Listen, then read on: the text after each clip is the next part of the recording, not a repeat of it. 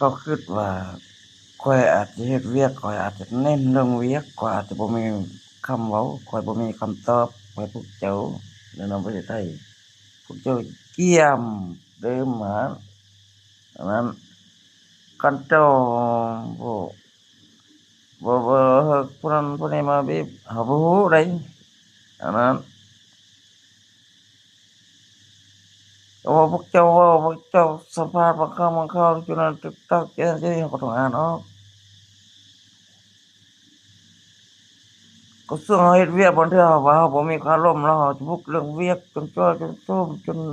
เขาเว้าหยังเราจะไปตามคำเขาสั่งเวียกบอกเวียกเนาะเมื่อเรา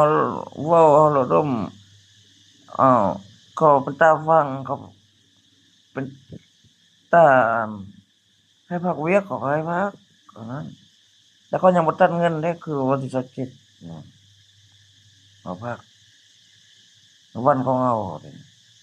2คนเขาจะซื้อเฮ็ดเขาก็พัก อันนั้นแต่เขาบ่ได้ตัดตอนเราได้ไปเขียนเวลาพักคันเอาไปเขียนเขาจะตัด100,000อันนั้นพอ2คนเจ้าชีวิตเอาก็พักเอาก็ไปเขาว่าเสียเวียกจนเอาทั่วต่ำใส่พุ่นน่ะแม่นๆประมาณนั้นเนาะเอาไปก็ต้องเร่งเอาจนเมื่อยคันเอาบ่ไปสิเอาไปคือมื้อวานมันก็บ่สบายเนาะมื้อพวกเจ้าว่างเป้าหมายไว้ดิอันนั้นแผนส่วนแผนของเจ้ามันระบาดไปเด้เพราะว่าความลับบ่มีในโลกนั่นคือพยาธิโควิดอะเนาะมันระบาดไปเขาเว้าตีทู่กันไปโทรศัพท์ทุกมื้อมันนั่น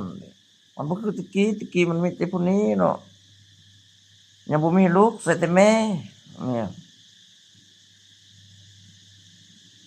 เดี๋ยวนี้คันพวกนี้เขาก็มีลูกหมด